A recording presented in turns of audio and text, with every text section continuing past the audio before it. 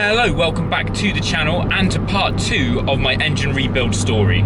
So in the last video I gave you a breakdown of what happened to the car to get it in this situation where it did need significant engine work. After weighing up the options that I explained in the last video, I settled on an engine rebuild with AMS Porsche over in Luton. The reason I went with them was because they were able to give me peace of mind that I could get the job needed done with budget in mind, bearing in mind I had just bought this car. Going into it, I did know that it would cost £3,000 to get the engine out of the car and stripped down to the diagnostic stage. That was something that I found on his eBay listing.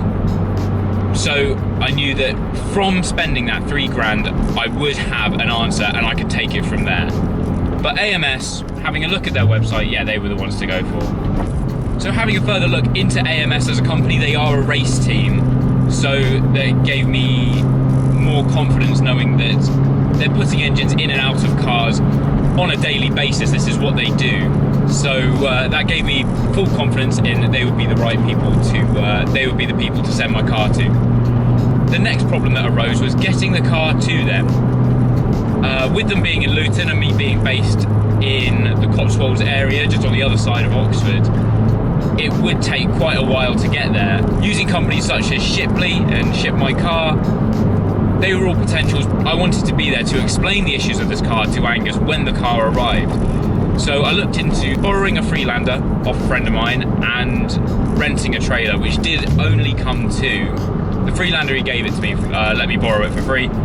And the trailer, I believe, came to £80 for the day. Once getting this car onto the trailer, it was just as simple as driving over to Luton. This did take a few hours, just due to traffic, and we were going slower as it was my first time taking a car on a trailer, so I just wanted to be a bit careful with it, really.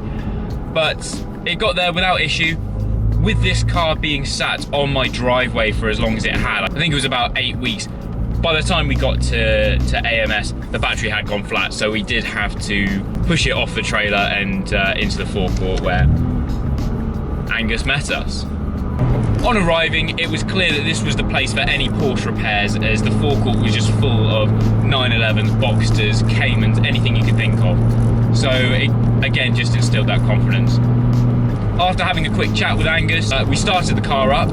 From him hearing the car, he told me there were 2 issues, one of which was a blowing exhaust, not really on the top of my priority list, that was fine.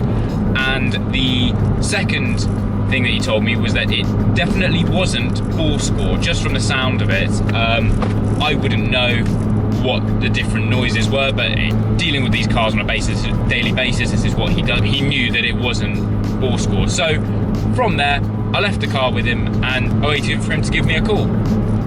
Due to just how busy they were at the time, about a week later, I got a video with a health check of my car, running me through any other issues that there might be, such as the tyres were a bit worn, the overall brake health check, things like that, just while the car was on the ramp. And then another few days later from that, he sent me these pictures,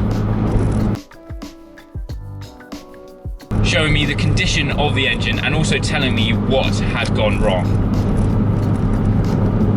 The culprit of all this was in fact a spun bearing. So the big end bearing had spun inside the engine. This had caused scoring to the crank, so I did need a new crank. There were 2 options. There was to get one from Porsche, a brand new one, and I think this was going to cost about £5,000 just for the part. He did say that a used crank would be a potential and is something that quite commonly does get put in, as if it's not scored, it's as good as new. So that was what I decided to go for. The downside of that is I would have to wait for one to come up from another engine. So it was just a waiting around game on the crank in that case. While the engine was out and being rebuilt, I did upgrade the IMS. Just when coming to sell this car, that will separate my car from the pack in terms of saleability. As I'm not going to keep this car forever, and that is always in my mind. I'm going to enjoy the car, but at the same time, at some point, I am living at home. At some point, I will need to buy my first property and I'll need to free up some cash just in case. So what caused this? So it was the spun bearing. What caused that bearing to go wrong? It came down to just that part of the engine got starved of oil for a second or two. I did check multiple times in my first week of owning this car how much oil was in, as how much oil there was in there, and as when you start the car it comes up with an oil reader, and it was always fine. So it came down to whether the oil had been topped up with the wrong type or whether it was just old. I do have a receipt for the service that was done on the car. I think it's just a bit of a mystery on what really went wrong there. The engine was then being built with an upgraded IMS, a low temperature thermostat to help with the bore score issue, as that was just an extra 50 quid part. When I bought this car, I did actually book it in for a service with a Porsche specialist, and just due to how busy they were, that would be in a week's time. So if I would have got this car serviced on the day that I bought it, there's a very high potential that this wouldn't have happened. But I'm taking it as a lesson. Now whenever I buy a car, I'm going to get it serviced on the day of purchase. So I'm going to leave that video here. If you have enjoyed watching the video or learned anything, or you want to find out how much it costs to do all this, do like and subscribe, as the next video will be a full rundown of the costs on this car. Bye.